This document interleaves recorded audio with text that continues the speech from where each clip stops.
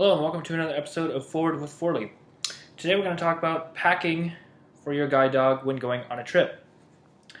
Sort of a good rule of thumb is you're packing for 1.5. You're packing for yourself and you're packing for your dog, which is sort of like the half. Or maybe it's more like 3/4 and 3/4. Anyway, so I'm just going to go over all of the basic things that I take with me for my guide dog when going on a trip.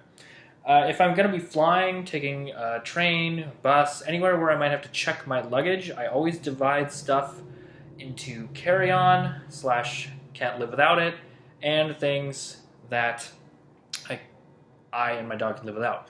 And the reason for this is you don't want to say put your dog's food in your checked luggage just in case your luggage gets lost and now you're in an unfamiliar city, you're tired, you and your dog have been flying all day, your dog's starving, and now you have to try to locate your dog's special food. It's really best to just keep some of this stuff with you. And so I'm going to start with the carry-on items. First of all, you're going to need your dog's working guide dog leash. Same leash you use every day. And harness. Obviously you can't go anywhere without a guide dog. With a guide dog without their harness. Hashtag guide dogs for the blind. Hashtag I am GDB. The next thing you're going to want to take with you on the plane, train, not checked luggage, pickup bags. Make sure you have enough pickup bags to take care of your dog's needs.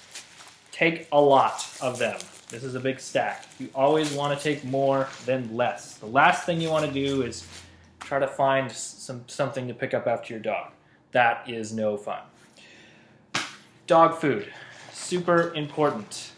This is a quart-sized plastic Ziploc baggie. You can get like dry bags and that sort of thing. It'd be more fancy. I just use these. I find them to be good. This holds about 16 cups of food, so give or take about 5 to 7 days of food, depending on how much you feed your dog. Again, maybe you can't pack all of this in your carry-on, but at least pack enough for 1 to 2 days. In case your luggage gets lost, in case something happens, you'll have some food for your dog when you get to your destination. Going along with food, portable bowls. I have 2 types. The first one is a collapsible dish, a nice American Kennel Club. I don't even know where I got this one, but it's just a little canvas bowl. It's great for food. It just packs up really small. You can almost stuff it in your pocket if you wanted to. These are great for food, not so much for water. Especially if you're like me and you free water your dog, meaning your dog has access to water all the time.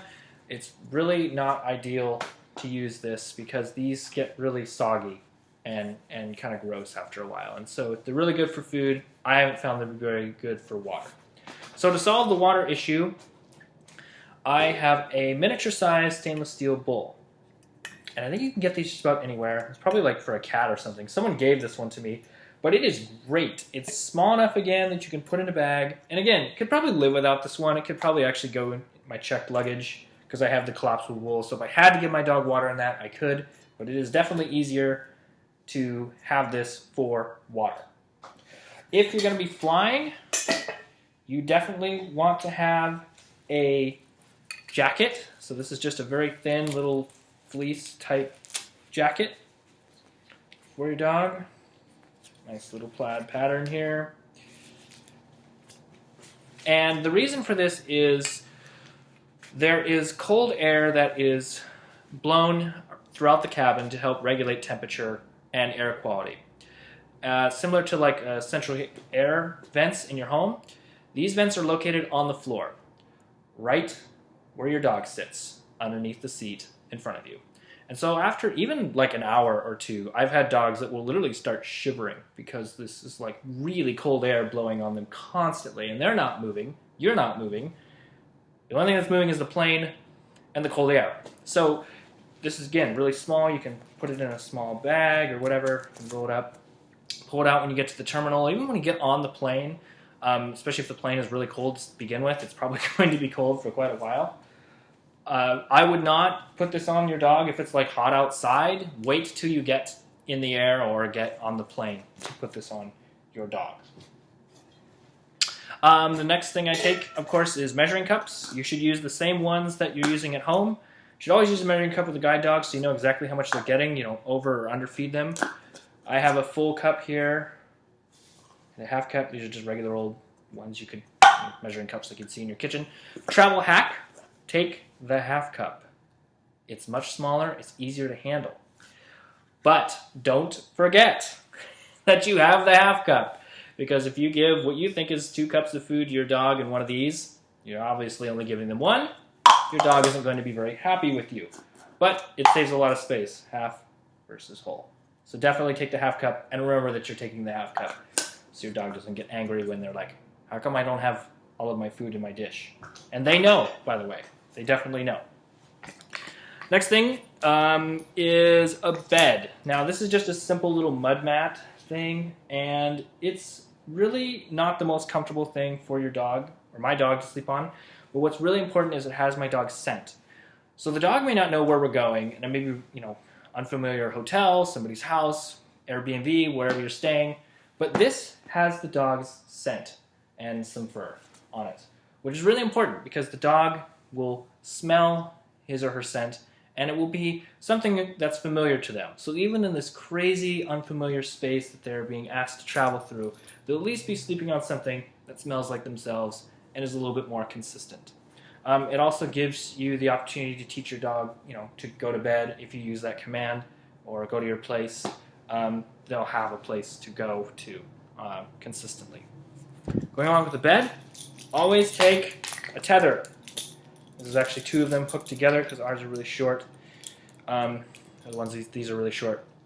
Even if your dog has great house behavior, roams free at night, or doesn't get up in the middle of the night and go anywhere, you still want to take these with you just in case. Maybe you have to leave your dog unattended in an unfamiliar area. Maybe if it's a new place, you definitely don't want your dog wandering around. You don't know if the whole place is dog-proof because it's not your home or your hotel room. So you definitely want to take these and just secure your dog, even for the first night or first couple nights, just to kind of, again, reestablish that rapport that, hey, you need to stay here. Stay still throughout the night. These, you can just fold them. There's cable, rubber-coated cable, so you just fold them up. And if you have any questions about any of this equipment, what it does, check out my video on standard issue equipment. I describe all of this in lovely detail for you.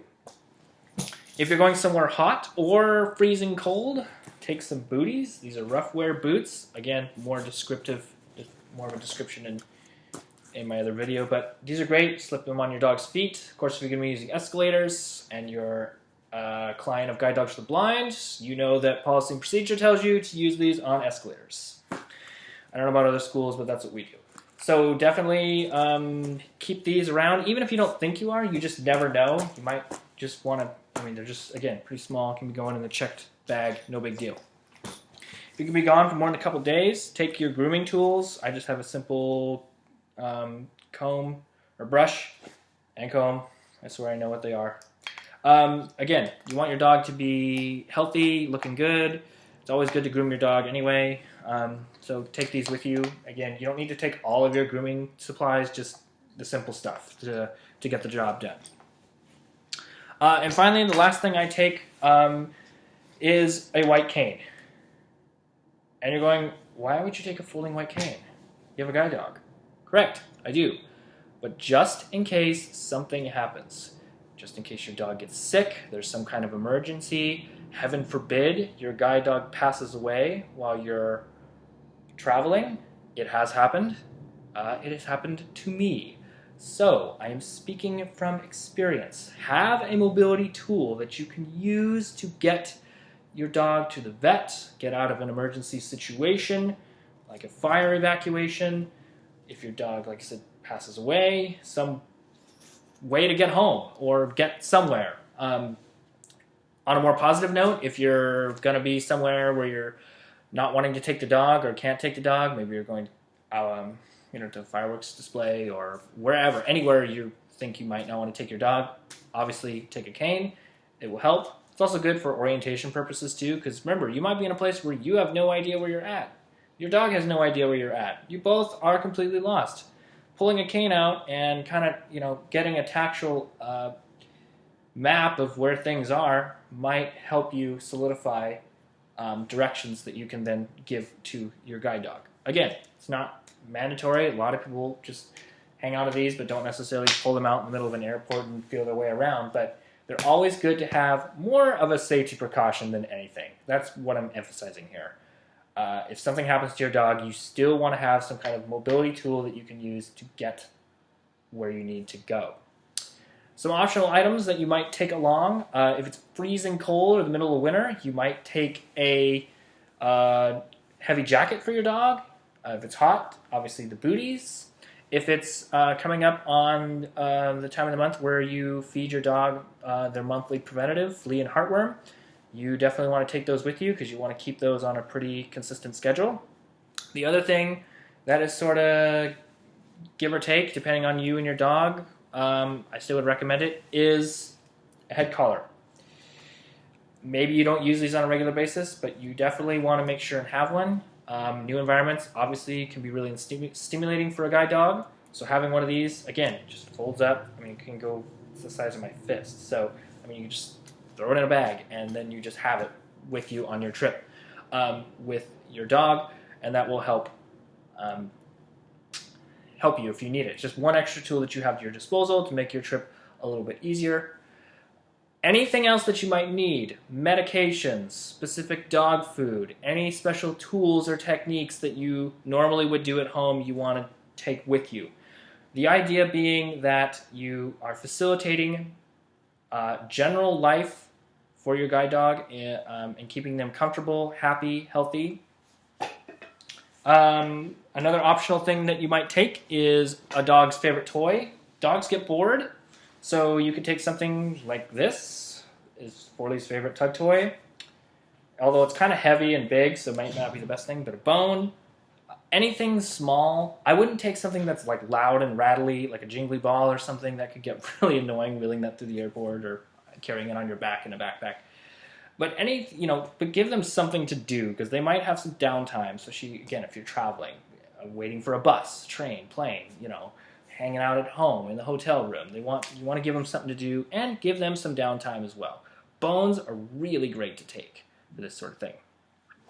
All right, well, this is sort of my list of the things that I take. If you have any questions, leave them in the comments below, and feel free to like, share, comment, and subscribe. And thanks for watching.